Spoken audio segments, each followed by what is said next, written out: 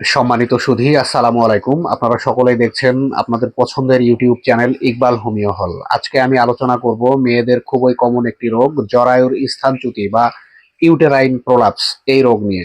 মূলত জরায়ুর স্থানচ্যুতি রোগ কি, এই রোগ কেন হয় এবং এই রোগ থেকে বাঁচার উপায় কি, এই নিয়ে আজকে আমি আলোচনা করব। সর্বপ্রথম আমি আলোচনা করব জরায়ুর স্থানচ্যুতি রোগ কি। সাধারণত জরায়ু শ্রোণীদেশের পেশি এবং লিগামেন্টের সাহায্যে নির্দিষ্ট স্থানে আটকে থাকে।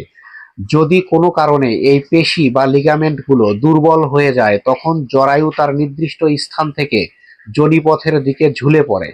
একেই জরায়ুর স্থানচ্যুতি বা ইউটেরাইন প্রোল্যাপস বলা হয়।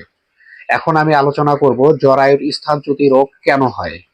ঋতুস্রাব বন্ধ হওয়ার পর শরীরে ইস্ট্রোজেন হরমোন কমে যায়, যা পেশির শক্তি কমিয়ে দেয়। তখন জরায়ুর স্থানচ্যুতি রোগ হয়ে থাকে।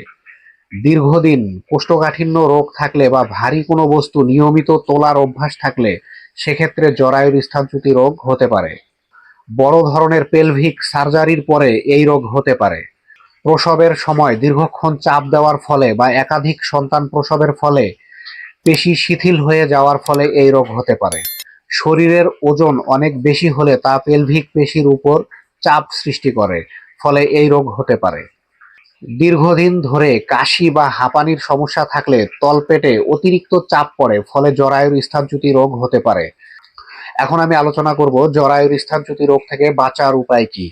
ভারী কোনো বস্তু তোলার সময় সরাসরি কোমরে চাপ না দিয়ে হাঁটু গেড়ে বসে তোলা উচিত। প্রচুর পরিমাণে পানি এবং আঁশযুক্ত খাবার, শাকসবজি, ফলমূল খেতে হবে যেন কোষ্ঠকাঠিন্য না হয়।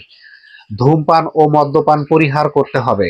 নিয়মিত ব্যায়াম করলে পেলভিক ফ্লোরের পেশি মজবুত হয়। শরীরের ওজন যেন অতিরিক্ত বৃদ্ধি না পায় সেদিকে খেয়াল রাখতে হবে। তো আমাদের আজকের আলোচনা এ পর্যন্তই। সকলে সুস্থ থাকবেন, ভালো থাকবেন। আসসালামু আলাইকুম।